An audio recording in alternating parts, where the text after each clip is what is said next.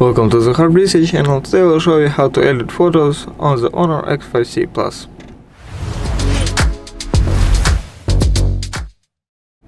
So first open gallery and click on the photo you want to edit.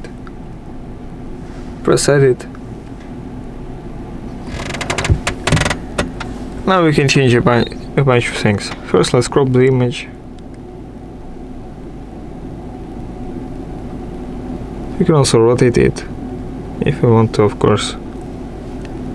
Then we can adjust a few settings like brightness, contrast, saturation, sharpness, and a bunch of other settings. Let's change the contrast, saturation, sharpness.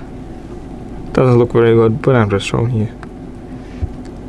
You can also apply filters, add text to images. You can select your font, your style, for example, make the letters bold, change their color, and of course let's enter our text.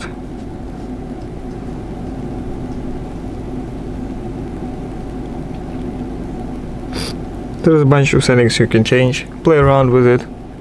Thanks for watching, subscribe to the HONOR X5c channel for more videos, leave a like, leave a comment, and goodbye.